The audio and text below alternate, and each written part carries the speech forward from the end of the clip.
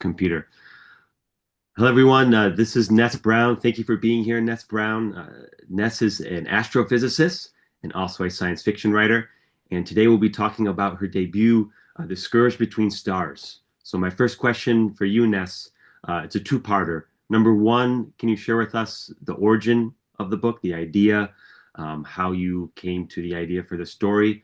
And then number two, can you share with us a little bit about the publication path? Because I read in the acknowledgments that you wrote it in a month.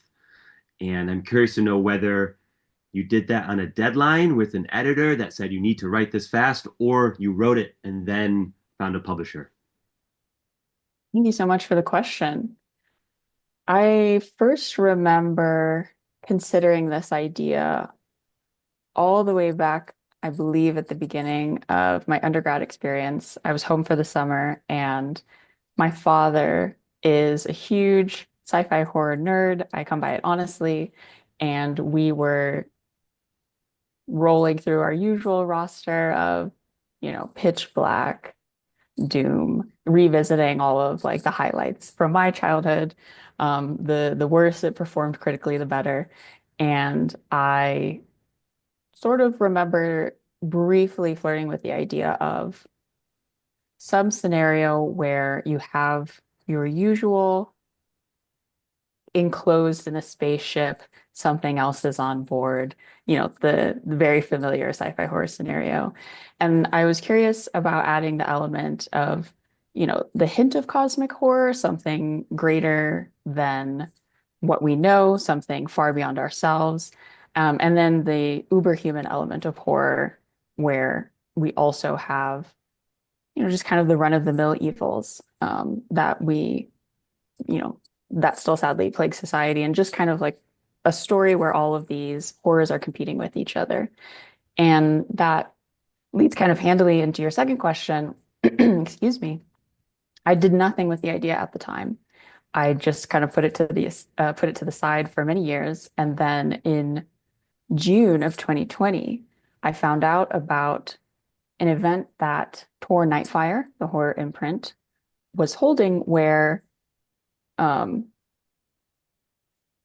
they were looking for submissions from Black, Indigenous writers of color um, who did not have representation. So if you didn't have an agent, you were free to send in any manuscript that you had, and then they would consider it, which is a pretty special opportunity.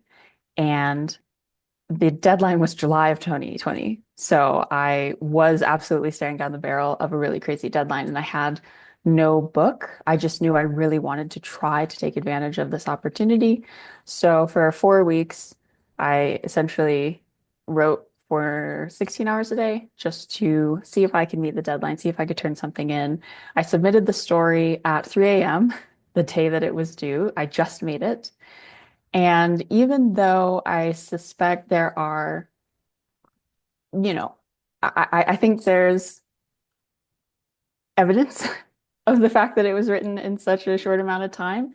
But I still dearly, dearly love the book, and I'm so grateful for everything that Scourge has opened, the further doors that it opened up to me. It was a true delight to write.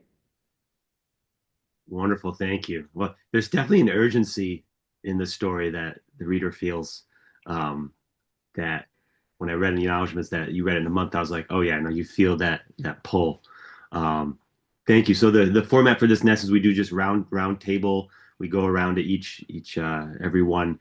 And if people don't have questions, I have it's like six questions here, so everyone's welcome to pass. But we'll go to Brandon, since you've been part of these loud talks. We'll go to you for the next question. Thank you, Jack, for putting together these talks as always, and thank you, Ness, for being here today. Yeah, I didn't realize it only took you a month to write. So you were saying that it seems like you wrote it quickly. I thought there was a lot of world building and backstory like we don't see beyond the story. Like there's this failed colony. There's these unknown attacks on the ship that I feel like there's a lot more world building to it, but maybe there wasn't. So I guess my question to you is like how much world building did you put into this story? And is there a lot to it that we don't see in the story, or is it just you wrote this as quick as you can, and what we see is what all it is?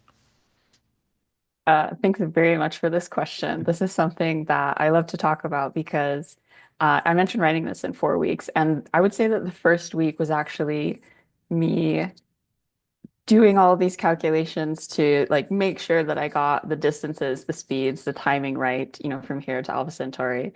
I created names for like 300 ships because I was envisioning, like the original um the original like colony effort that went over to Alpha Centauri was something like 6,000 ships strong, and I wanted to get their structure. I wanted to understand the flotilla.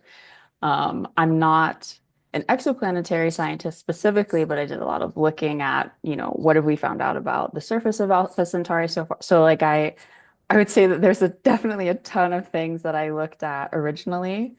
Um, and there were some other elements that had been present in the original draft, such as a little more information about the attempted coup on the ship, and so on and so forth. But part of the publishing process is making sure that on the publishing end, the book fits nicely into not just kind of existing genres, but also existing sort of formats. So novella versus novel. And I think the original draft was straddling the line between the two, and the publisher was like, why don't you, slim this down and we'll package it that way. So I think about 10,000 words got cut in the end, and not everything that I thought about for this world was able to make it on the page. Thank you. Thank you, Ness. We'll keep going around the horn. Josh, next question. Cool. Hi. Thanks, Ness, for joining. It was really cool. Um, I am equally partial to the failed colony efforts of kind of the futures. So that kind of grabbed me quite quickly in the book. You mentioned about with your dad watching a lot of the kind of what did you say, the worse it performed, the worse the box office, the better.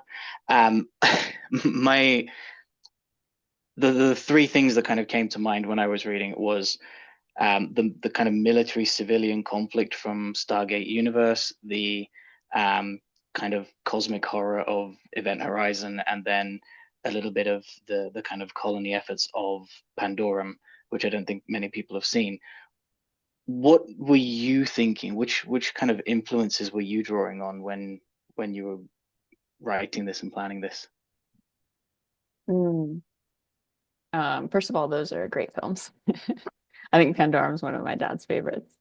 Um, One that was really big for me is not a film, but the video game Dead Space.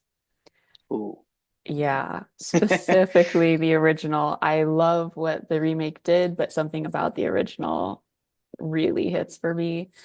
Um, I don't necessarily flatter myself to think I succeeded, but I really was interested in like just capturing the feeling of even just walking the corridors is goosebump worthy.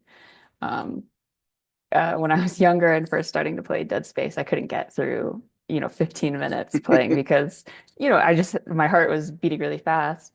And I guess I like the idea of the scenario being so nerve-inducing that like, or I guess what I'm trying to say is I really like the atmosphere where nothing necessarily needs to be happening immediately, but you're in that heightened state. So that was a big influence for me. Um, I if I could recapture that feeling in a book, that would be a big milestone as a writer for me. I can't wait to try again. Were there others? I'm trying to think. Certainly the generic template of Alien. It's just so classic and so pervasive in spaceship horror that you can't help but kind of elicit the comparison, which is Mm. intensely flattering. Um, That's a great question. I'm certain that there's a lot floating around there for me. Well, I Maybe think so. Oh, sorry. I think the atmosphere of Dead Space was. I think I could feel it in parts with the banging on the wall, and particularly with that kind of bulkhead being where everything comes from and hiding in the walls. So yeah, I think that worked. Thanks so much. I think on the action side of things, I was also thinking a lot about like in more games, but like Mass Effect. I really love not only sci-fi action but sci-fi horror, so I wanted to have a bit of shoot 'em up in there as well. Good choices. Thank you, Josh. Moving on to Jen. Oh, hey, thanks for being here. Yeah. Um, so you are an astrophysicist, which I think is very cool. How did that inform your writing? It feels very realistic. Did you try to fit in as much scientific accuracy as possible, or did you feel kind of extra pressure if something wasn't right? Or was it just sort of fun to be able to explore this kind of world with your background? Mhm.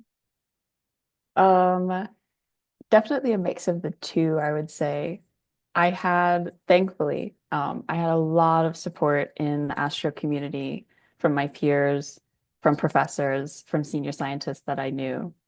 And knowing that they would read it, that they meant to support me was extremely nerve-wracking. But I didn't necessarily hold myself too stringently, um, to the need, I guess, to be perfectly scientifically accurate or to represent everything that I know on the page, in part because I'm not always a hard sci-fi fan. Sometimes I really like it. Sometimes I want, the like former rocket scientist to walk me through the construction of like, the ship like in the story. And sometimes I really want it to be more of what we were speaking of previously, like the atmospheric sense. So I would say that I don't think anything that I wrote in the book is anything that a non-scientist, but just really good writer and researcher could write. I think anyone could, but I do think that my expertise helped me do it faster. I think I was able to create this story on the timeline that I did just because I do have the background. So that was an enormous boon.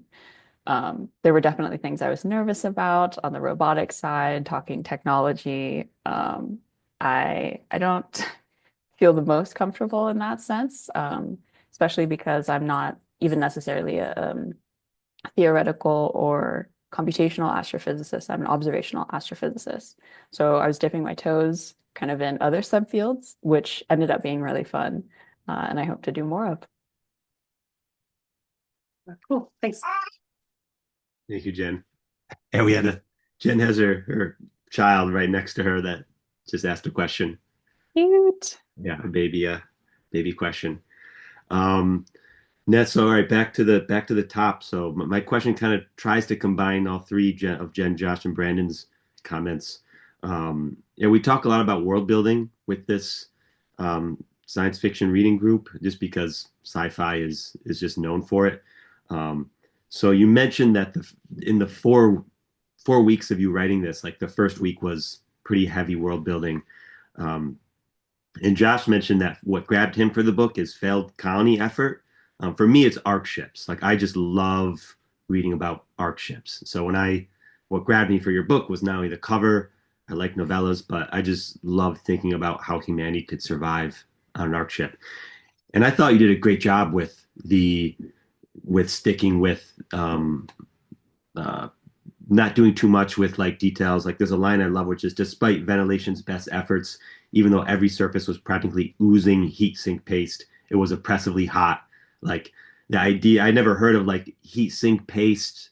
So my question to you is, in that whirlwind first week of world building, how much did you do of arc ship um, uh, research? Because I've tried it and it's like it's an abyss, right? Like so many things interact with each other, right? Like the ventilation system, the heat, all radiation. You just have so many issues. So how much did you do? how much do we not read? And then do you plan on doing more arc type books in the future? Mm,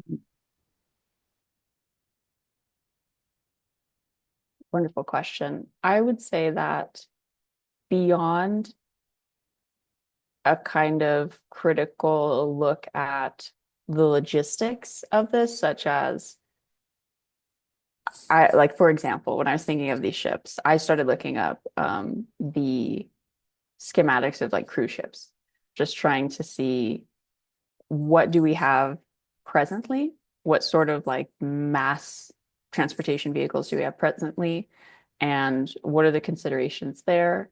So I feel like I don't like cruises. So to me, it feels very similar to being, enclosed and in a space with very limited resources that you're very aware of all the time.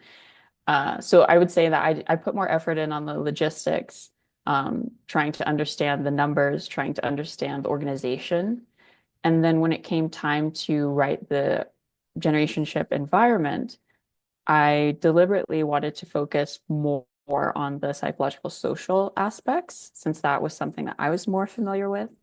At the time, I was teaching an introductory astrobiology course at the University of New York system.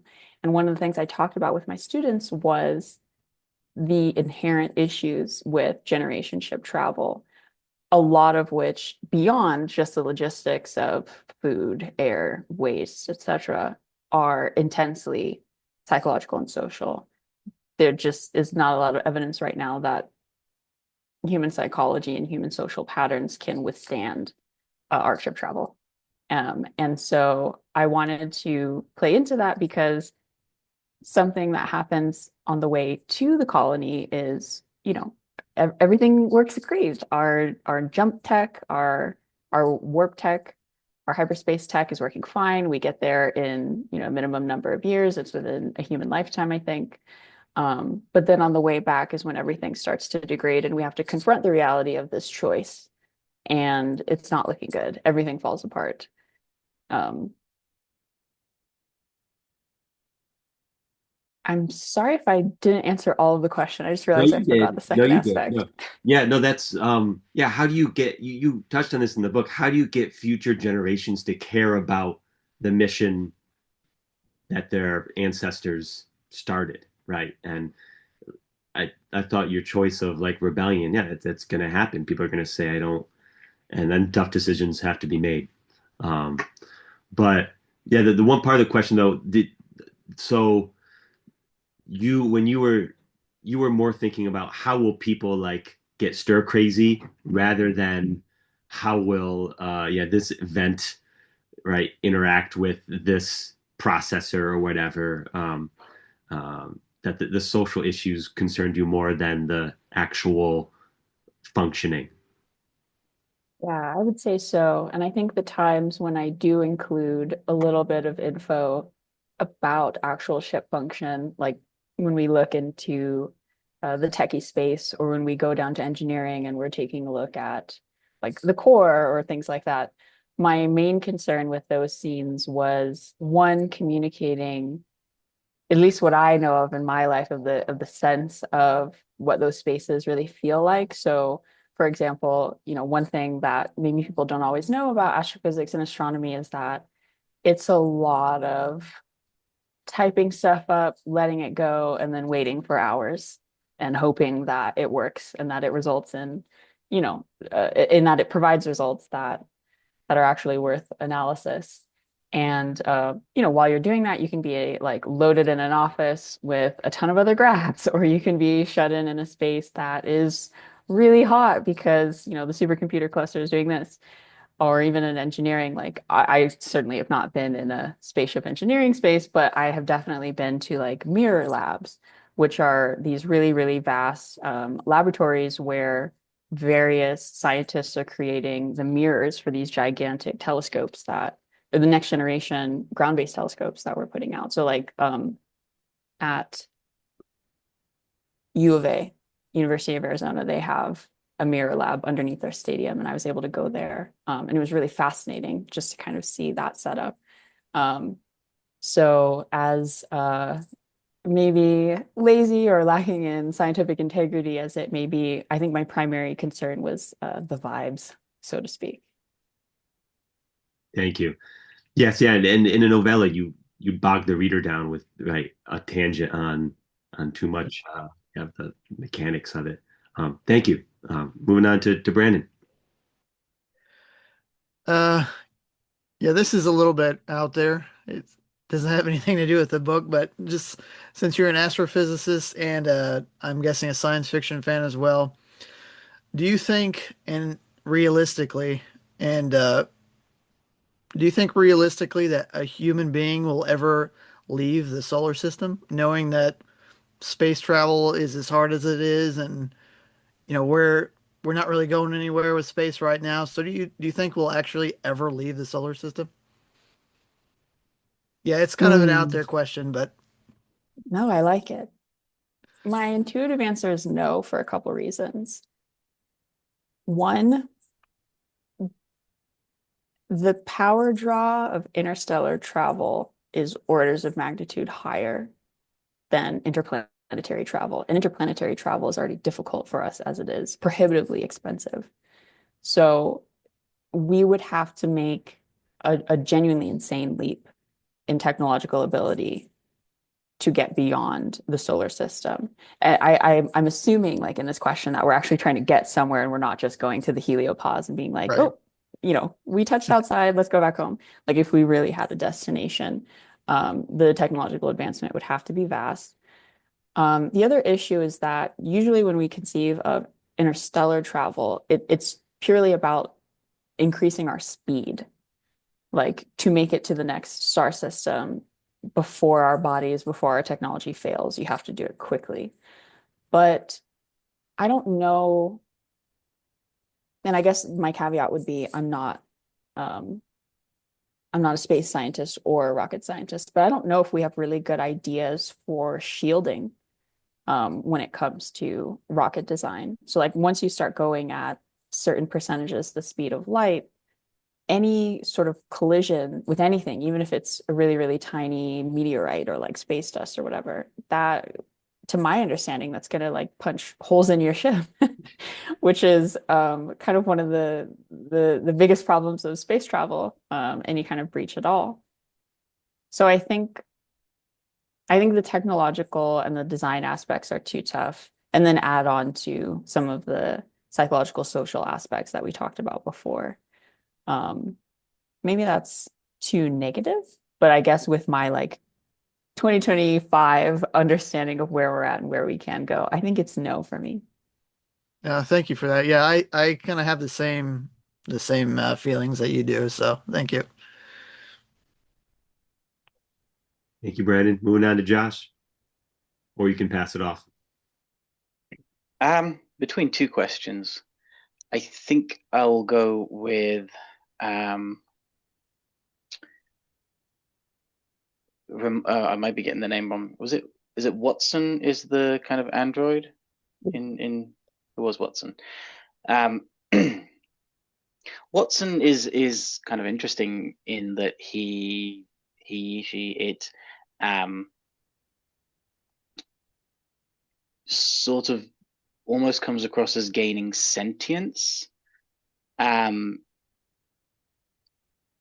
which is that part of the point where you were like, I'm a little bit uncomfortable with this, or um, was there kind of more research into that?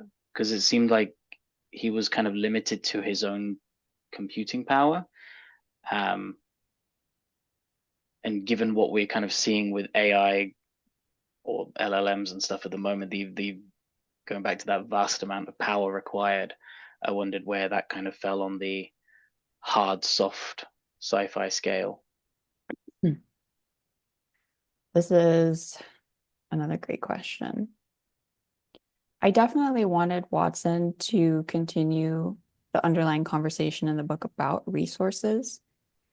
The entire reason we're heading to Alpha Centauri is because extremely inefficient, stratified, and corrupt use of resources here on Earth. And, this sort of cosmic punishment for that is getting to Alpha Centauri and kind of having the situation flipped, where now we're in a world unlike Earth, which has abundant resources. This is a planet that is nearly resourceless, and coming from the decadence and the abundance of Earth, like we're completely unsuited. We can't survive.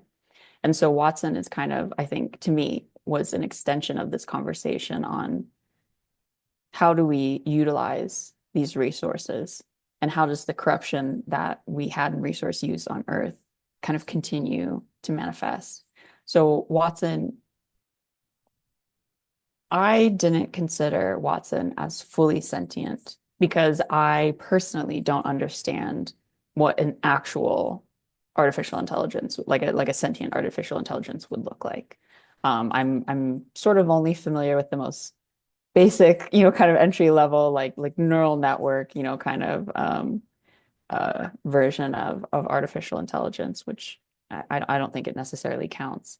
But I did want to showcase a machine whose capabilities are so robust that it does look like sentience, and have that be a really uncomfortable sticking point for the other characters in the novella. I had Watson's owner, Otto, like literally abusing those resources, and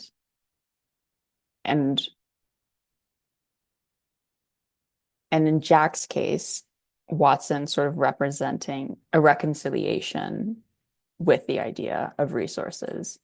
So I think maybe similar to the arc design, I didn't want to stress necessarily over the technology aspect, because I think we have a lot of projections and predictions about where AI will take us and what it could look like. And that's super hairy, and I didn't want to get caught in the mess. So I definitely wanted to keep it down a scale so I could explore maybe more of like the philosophical implications of Watson's presence on board. That makes sense. That's interesting. I hadn't thought of it in that term of resources. But yeah, interesting. Thank you. Thank you, Josh. Moving on to Jen, if you have a question. No, I'm just going to pass it along. Thank you, because I just had one that popped in my head. This is question/comment in that, and that's another reason why I'm grateful that you're here and that I reached out. Is we've had a lot of old school sci-fi authors already on this chat, and I wanted us to talk with someone who's like it's your debut, right? And we could talk about this in the last 10 minutes, but I'm sure you're working on and dreaming of other projects. But what you just said there, and Josh's question about knowing your limitation of knowledge with AI and with arc ships, and sort of trying to respect that. It's very different. We talked with Peter Watts and Alistair Reynolds, and both of them came from a time like the beginning of the internet where they could read all the sci-fi books that were available and like really get a taste of all the different science. Now it's impossible. So as a sci-fi writer, you have to like really, because we've progressed so much in the last 20 years, if you try to step too far, your ignorance will show. So like how do you, it sounds like you made a conscious effort of being like, I don't know a lot about that. I know a little bit. I'm going to not go too far down the sentient conscience. So that was just kind of a me ranting comment. But my question to you, this is kind of going down a different path. Creative process. In the beginning, I wrote down father, sister, mother not present for the protagonist, and we don't see the father until near the end. Did you know right in the beginning that you wanted Jack to just be alone in a sense, or did you sort of work on the story and realize, yeah, he has nobody? Like how that decision to make her not have her family members, how did that play out in your creation of the story? For me, that was deliberate for two reasons. The first was that I definitely wanted the ship to feel haunted in the sense of like there are many ghosts here. And that's because just inherently the idea of trying to establish an exo colony, it means leaving countless people behind. And I definitely wanted the Calypso and the entire exo colony fleet to feel haunted by everyone left behind. Like, in my opinion, people who are in Jack's position where you understand exactly where the mission is and it's not looking hot. I wanted those people to be kind of plagued by this knowledge that they were chosen, they were among the privileged few who got to go on this journey. Obviously, they weren't the ones literally flying off Earth, but they're the chosen privileged few on this journey, and they've like mucked it up patently, profoundly. And Jack experiencing all of her closest relationships in memory. To me, I really wanted that to evoke this sense of like, that's just where everyone is now. Like everyone's a memory. And what you do now has to be for them or in spite of them. And I wanted Jack's journey from feeling incredibly insecure and feeling incredibly haunted to feeling like her own person and like she's brushed off the ghosts a little bit. That's the kind of feeling that I wanted to evoke. Thank you. Yeah, that's thank you. No, that's I was wondering how, yeah, your motivations for just, yeah, to me I just thought like, yeah, it's a ghost town. It's a ghost town emotionally and surrounding. Thank you. On to Brandon. Back to Brandon if you have a question. Yeah, sure. Um, so you said you wrote this in 4 weeks and then you submitted it. Can you tell us about your experience, like from the time you submitted it to when it got published? Like what was the experience like of actually getting the book published? Did you have to do edits? Was there drafts? How did the cover artwork work get done? Like, what was your whole experience of all of that process? Mm. Yeah, I love talking about this because it was so magical. Um, I definitely feel incredibly lucky to have been chosen for an opportunity like this. I don't know how many people also submitted their manuscripts, but um, it felt amazing to be selected and kind of experience everything that's happened since. So the deadline for the submission of the manuscripts was July 2020. I heard back December 2020. So it's not a well, I maybe for some people that was a very quick timeline, but for me, who had never done anything in publishing before, it was quite a wait, and I was very nervous. But they reached out to me December of the same year, and then I spent the next something weeks, some number of weeks, looking for representation. And that was much easier for me than I know it is for other debut authors because when you don't have representation, you have to shop your book around. For some people, that process will take years. But fortunately, because I already had the book deal in hand, I definitely had more people interested in representing me, and it wasn't as much of an uphill slog as I've heard that it can be. So I was extremely privileged in that sense. The next 2 years were a combination first of editing. So what happens is I accepted, had my representation, I signed all these contracts, and then I, ended up working with an editor. My editor is Kristen Temple at Tor. Kristen's an amazing human being. Definitely go read essentially any other person represented by Kristen. She finds incredible talent and they do amazing things together. Um, for me, I was told that my original manuscript was quite clean, especially for being written in a short period of time. So I didn't have like back and forth edits. It was kind of one big chop, essentially. And then I was mostly good to go from there. Once the draft is sort of ready, that's when we start bringing in the other specialists like typesetters. We bring in people yeah, speaking of the cover, that was one of the most magical parts of the process because I was sort of asked, like, do I have anything in mind? I sent over some pictures, and then I found out that they had gotten Chris McGrath to do the cover, which was insane because I've since moved, but I used to have my office where all my books were behind me, and like you could see 5 or 6 books just like right behind my head that he had done covers for that were in my library. Um, Chris is just a phenomenal artist, incredible at what he does, and that was a highlight for me for sure. I was definitely fanning out a bit. Um, and then yeah, leading up to the actual publication, I had someone at Tor essentially, the words coming out of my head, marketing, um, Publicist, maybe. Publicist. publicist. Oh goodness, thank you. I'm a writer, I swear. Yeah, so the publicist kind of took over and was able to set up exactly events like these, where I had the immense honor and pleasure of talking to other book clubs, talking to podcasters, talking to magazines. It was awesome. It was really, really great. And then publication was incredible. They essentially kind of asked me, are there local bookstores that I like? I told them the bookstores that I patronize, and one of them, Astoria Books in Queens. Since I was living in NYC at the time, they hosted my debut.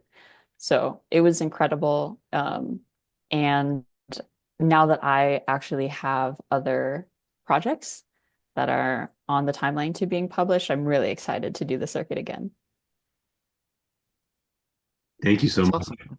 Yeah. Yep. Thank you. Yeah, the publishing industry is so opaque that like hearing you describe that whole process, I've never heard that before. So Mhm. thank you. That was great. Josh, do you have a question? I have a couple questions, but we got to keep the respect the roundtable on to you. I just have a quick follow-up then to that last point about particularly with the marketing. My understanding from other people in the industry had been basically that once they'd kind of got the book out the door, that was it. You're on your own. So it sounds like they actually gave you quite a lot of support in terms of marketing and publicity. I don't know that you'd necessarily have anything to compare it with, but is that, in your experience, standard, or was it because of this competition that or open submission period that that they were doing that? Like, was it related to that they were pushing it, or was it just standard, I guess?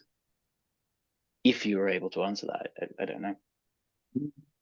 I think the things that immediately pop into my mind are that one, I was getting published ultimately under the umbrella of Tor, which is such a huge publisher. They have incredible resources. I think they could afford to do that. And I think that people that are getting published at maybe smaller houses, it might look very different, which was something I was aware of at the time because my thought process, not to be self-deprecating or anything, but my thought process was,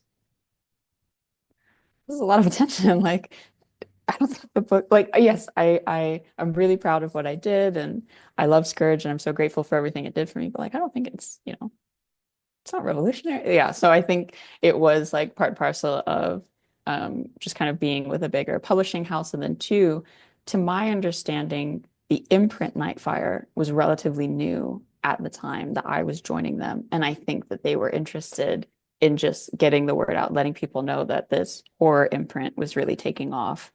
Um, and at the time, if I remember, there was one other space horror book. So I think jointly we were kind of like two of the books that were coming out that they were using to represent like, here's our space horror, here's our folk horror, here, like we ended up being representatives of that push.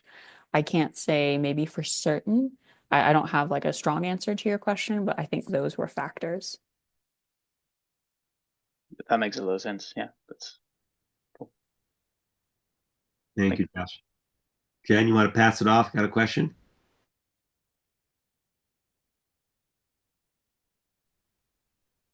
It's all you. Thanks, Jen. To continue down this path of pretty interesting publishing path for this book, Ness, I know there are a couple readers who aren't here today that are striving to publish in sci-fi. So I'll tell them about this talk and that they should listen to this part. But you mentioned that, and this is true, like to get an agent is usually an uphill battle, but for you it was downhill. And my question is, um, like to me, it seems like it should even be easier than a downhill because you're reaching out to agents and being like, I already have a publisher. Like that's so rare. Like it's basically saying, I want to give you money if you represent me. So my question is, wouldn't the chips be on? Usually, right? You're reaching out to an agent. Hey, I have this idea, but you have a publisher. Like, were you able to get pick and choose your agent? Like, did they like try and reach out to you and say, no, look, I'll do this for you. I'll do this for you. What was the agent conversations like? Mm. Yeah, it wasn't quite a pick and choose situation, largely because agents are also limited resources. I did come across people who I think were interested in my project and very, very interested in the fact that it had sold itself. But they already had a lot of clients. Their client list was full, or they were currently representing a sci-fi horror, and they were like, I am not in a position to double dip at this time. And that happened to me with an agent that I really wanted to work with because, again, I had had so many of her clients' works like on my bookshelf, but she was really swamped, obviously. She was a very prolific agent, but she ended up passing me off to a junior agent at the same agency. And ultimately, it came down between this junior agent at this agency whose clientele list included a ton of the people I read versus a really well-established agent at a super famous agency that, lots of big names like Ari Salvatore and everything. And I actually ended up going with the junior agent at the smaller agency just because I felt like I just had so many of that agency's clients' work in my personal library. It was the stuff I really liked. We had a good conversation, the agent and I. Um, and I ended up staying at that agency for several years. So ultimately, it was the right choice for me. But yeah, I would say that it was a little shocking that even after sort of having all the everything in my pocket, it still was a little bit of a ordeal. Thank you. Brandon, back to you. Um, so I'm a pretty big fan of sci-fi horror. But I feel like as far as like books go, there aren't it's been getting better recently, but there's not a whole lot of sci-fi horror out there. So and you mentioned you have a lot of uh movies you like. Are there any books out there that sci-fi horror books that you enjoy and can recommend? Excuse me. Yeah, I always give a shout out to my agency mate or former agency mate, S.A. Barnes. Um, Yeah, I've read hers. Yeah, she's yeah, good. yeah. Definitely a good time. And I'm sorry, I not agency mate, publishing mate. Darcy Coates, very famous. I like Sue Burke, the Semiosis trilogy. I Yep. love Mhm. um Caitlin Starling. I like. Did you read The Luminous Dead? Mm-mm. I like that one because it combines space horror with cave horror. Cave horror is so much Okay. worse to me. So scary. So that was definitely like a really nice space psychological horror. Um, I'm like trying to envision what's on my bookshelf right now because it's not behind me anymore. Definitely those names. I'm also thinking of Casey Jones, another publishing mate of mine. I think his debut was Black Tide, which I think is about it's Earth-based, but it's an alien invasion, if I am remembering that correctly. Those are the things that come up right now, but I would have to do a little book search. Thank you. Yeah, I was glad to see that the yearbook came out and I really enjoyed it. So it was a solid addition to the sci-fi horror genre. So Thank you, Brandon. Yes, and shout out to Sue Burke. She was one of the first speakers we've had for this group. Yeah, she was super kind and interesting, and she told us all about how she came, the origin of the plant of semiosis, I think she saw her plant in her apartment like attacking another plant, and that was the seed, no pun intended, of the idea. Um, all right. Amazing. Yeah, no, she's a great book. Josh, on to you. I'll pass. I don't have anything else on my question list, so go ahead. All right, I assume Jen, you're passing again, unless you. All right, good. Um, you mentioned earlier in this talk, and we'll wrap it up in the next 10 minutes. You mentioned that your dad is a big sci-fi fan, and that I think, I guess let's pass that on to you. My two questions: one, did he read your book, and what did he think about it? And two, did he comment on the fact that your protagonist has this pretty conflicted, well, so spoiler alert if anybody's watching. I mean, it's a fa- yeah, it's a rough father-daughter relationship. So can you comment on your dad's opinion of this if you read it, and your decision in the book to have what happened? Yeah, I am very lucky that both of my parents were so supportive. They were with me with every step. As soon as I messaged my dad, we got on FaceTime. He got gathered all of my siblings and my stepmom. We got on FaceTime and we like talked about the entire process. And then, even my mom, like she started handing out manuscripts just to anyone that came through her office. But you're right. I was a little nervous to have my dad read it because I didn't want him to assume anything. But he I don't even think he waited for the official draft. I think he was like, "Can you just send it to me?" So I sent him my like Word doc and he printed it out. He sent me pictures of himself like reading through it. And the one time he referenced the Jack and Noah dynamic, he was like, "Does this mean anything?" I was like, "No, of course not." And then we just kind of proceeded to talk about the story and he gave me his thoughts, which were invaluable. And it was really, really lovely to talk through it with him. And does he read sci-fi horror as much as you, or is he, all sci-fi? What's his sort of reading taste, I guess? Is it But I read way more than him, just period. He's more of a movies guy, 100%. But he loves all horror. It happens to be that space horror is his favorite. So he was delighted and astonished when I was able to kind of come to him with the news. But I have found that really helpful because I especially once I went to grad school, was not in a position to really be keeping up with all of the sci-fi horror, or even just horror in general, that I used to when I was much younger. And my dad kind of periodically texting me, being like, "You should watch this. You should check this out." Like that has really helped me keep pace with the genre, which has been invaluable for story writing. excellent? Thank you. Um, well, I have my final sort of wrap-up question. Anyone else? Brandon, Josh, Jen, anything else you want to ask Ness? Um, Um, yeah, I mean, I guess I would ask what you're working on next. I saw you have some a fantasy novel coming out. I Or do. are you making a shift to fantasy, or are you gonna go back to sci-fi? Like what are your future plans? Yeah, thank you. So in the first place, I am also simultaneously one of the great delights of my life at this time. I have been able to write a few pieces for Warhammer 40,000.